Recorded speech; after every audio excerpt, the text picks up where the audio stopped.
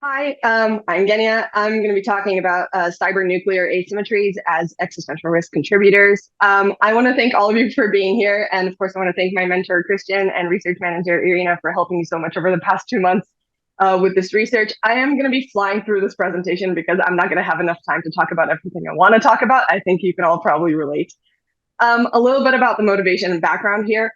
Broadly, I think that within existential nuclear risk, there is somewhat of a blind spot, which is very worrying to me when it comes to when it comes to cyber risks. This is an area that is just in general shrouded in secrecy and classification and a lot of covert operations. And, absence of evidence is not evidence of absence. It's very easy to think that there's nothing going on here that is risky for us. I beg to differ, and I want to use this opportunity to raise awareness. Going over some definitions and scope before we really dive into things. When I'm talking about cyber power, I'm specifically talking about offensive and defensive capabilities on a national scale. And even more specifically, I'm talking about the capability to conduct covert network operations in another country's nuclear network, and or vice versa, to defend oneself from an operation on a nuclear network. When we're talking about nuclear power, out of scope are civilian power plants. I'm going to be talking only about weapons and military use. It might be interesting to revisit our civilian power plants, but for our purposes, this is the scope. And when I mention nuclear power, again, I'm generally talking about enough nuclear warheads or an arsenal that is large enough to cause existential risk. Attacker identity. So I sent a paper to a couple of my family members and scared them half to death. So I want to emphasize that I'm talking about nation state actors and advanced persistent threat groups. These are groups that are well funded, have a lot of resources. I'm not talking about like the average hackers. I'm not even talking about anonymous groups or other ransomware groups. They're select few, and it's not every single person who's ever touched a computer. Diving into cyber asymmetries and nuclear asymmetries and just where they meet each other. So ranking and quantifying cyber power is really, really hard. There's a lot of traditional rankings that try to do this. In my opinion, most of them are quite problematic.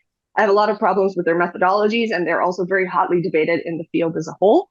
But an interesting finding that they find, and I agree with, is that cyber subspecialties and subcategories are not necessarily correlated with each other.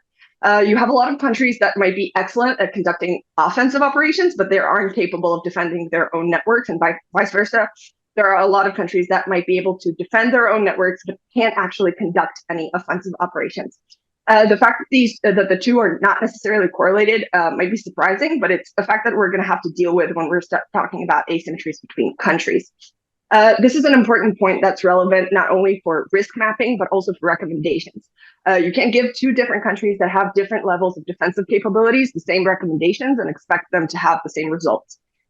Nuclear asymmetries, I'm not going to spend a lot of time on. I think we're all sort of recognized that some countries have some nuclear weapons, some countries have a lot of nuclear weapons, and that impacts geopolitics, international relations, decision-making between countries. It impacts a lot of things, and these asymmetries, I think, are well established. One extra point here is that the nuclear field at least has some form of international regulation and international treaties. They might be lackluster, they might be not good enough, but at least it's something, and it's better than nothing, which was what we have in the cyber realm, more or less. One point I want to specifically hit on is covert and dormant cyber operations. So if we're talking about a long-term covert cyber operation made by a nation state, typically it has one of two goals. The first goal is extracting intelligence from a network for as long as possible, continuously without being discovered. But the more worrying option is the second one, which is where the goal is to establish persistence in the network, drop some sort of tool or malware that can do some sort of offensive action, whether it's shut down, disrupt, or something bad to one of the components of the network. And that tool is basically waiting for a trigger. It's waiting to be activated. This is similar to classic espionage sleeper cells. They're just spies waiting for some code word to activate them, and then they'll go and do some sort of operation.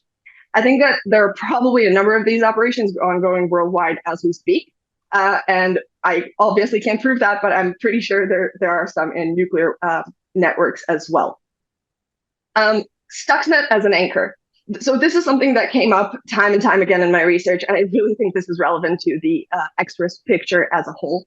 Stuxnet, for those of you who aren't familiar, is a cyber operation that is attributed jointly to Israel and the United States, aimed at the Iranian nuclear research and development program, specifically disrupting the operation of the centrifuges, trying to slow down the general enrichment process. And Stuxnet is fantastic. It's because it serves as the only publicly known proof of concept of an actual attack on nuclear facilities. It's showing that this idea that some might consider to be science fiction is grounded in reality and can actually happen. And it did serve as a pivotal point for cybersecurity awareness in general, and of course, for nuclear networks as somewhat of a wake-up call, like, hey, these things can happen and we should really protect ourselves from them. However, it really bothers me that this is the only example that we have and we're building on. Because this attack is 13 years old. In cyber terms, that is ancient. Most of the tactics, the vulnerabilities, the methodologies that were used in Stuxnet are either unusable because they're outdated, or you would get caught if you tried using them. And the cutting edge of cyber operations of today look nothing like Stuxnet. Another part of this is that it was targeting a nuclear research and development program and not a weapons program, not missiles. Notably, these two things combined serve to give defenders false confidence. They might think that they're protected as long as they protect themselves from this shadow of an attack from 13 years ago, when in reality, they have no idea what they're up against and they're not defending themselves against what's really out there. Unfortunately, due to time, I'm going to be skipping most of this slide, but I really want to talk about it briefly. So in my paper, I established that cyber operations can serve as a spark to ignite a larger nuclear exchange. I think that there are a number of aspects that make this cyber spark sort of different from traditional sparks, like traditional military conflict or economical sanctions or any other thing that might lead to a nuclear exchange. I will address one example of the characteristic that makes cyber different, which is attribution. Unlike kinetic attack, well-done cyber attacks are incredibly hard to successfully attribute. Even if you have what looks like a good lead, it's very hard to definitively prove that a specific country launched this cyber attack. There's also a ton of room for plausible deniability, so that you can't really have something that you can't really have with conventional weapons. This affects the likelihood of nuclear escalations in various ways, and so do the other characteristics I'm going to be skipping over. Ask me in the Q&A, please. So here's a major finding from my research, which is that you can basically divide the world into 4 groups. In the first group, you have the great powers of the world. They have significant nuclear power. They have significant cyber power. They are able to both defend their nuclear networks and at least somewhat adequately from external actors. And they can also attack other countries' nuclear networks. Think USA, think China, think Russia. The second group we're going to be talking about is the countries with significant nuclear power, but no cyber power, or at least no significant cyber power. These are the vulnerable countries. Think India, Pakistan. They have a lot of nuclear power, but probably are not able to defend their nuclear networks and are almost certainly can't actually launch cyber attacks on other nuclear networks. The third group is countries that have significant cyber power, but no nuclear power, or at least no significant nuclear power. These countries are particularly worrying because they could potentially attack countries that have significant nuclear power, but no cyber power, and disrupt the nuclear deterrence with countries and bridge the nuclear asymmetry that usually exists and deters from these situations.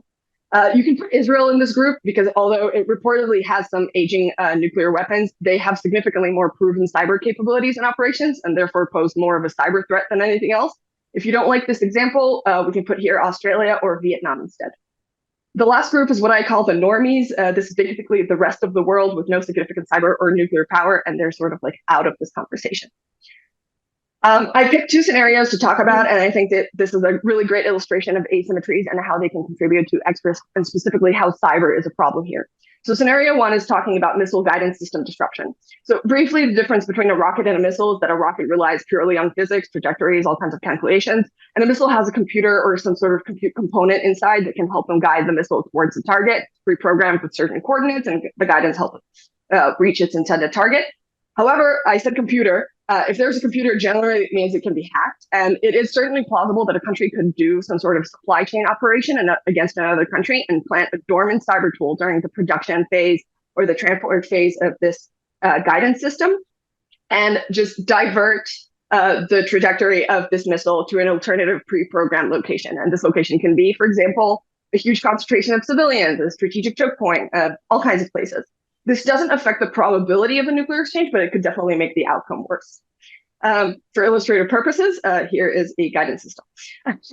The second scenario is we're talking about a situation where both countries have nuclear weapons. However, country A is much better at cyber than country B. So what country A can do in this scenario is they can disrupt country B's ability to retaliate with nuclear weapons via cyber, either by shutting down or tampering with early warning systems, disabling launch systems or specific components of launch systems, disabling communication systems. Obviously, this is not an exhaustive list. They can do a lot more, but basically, country A, through cyber, has successfully managed to stop or disrupt country B's ability to retaliate, to launch a second strike. Confident that they have done this, they launch a first strike. Basically, you can imagine that if the only thing that was holding them back was the probability that country B would retaliate, this is no longer an issue, and this could absolutely increase the probability of a nuclear attack. Lastly, I am mapping out some future research ideas. I think that this is just the beginning of this research. I think there's tons more we can do. For example, research the influence of actual policy actions, recommendations around cyber norms, around the IAEA and what they can do better to help countries defend themselves, maybe mapping out potential effective international agreements. There's a lot more to do. I hope this was interesting and informative. Thank you so much for listening. If you have any questions.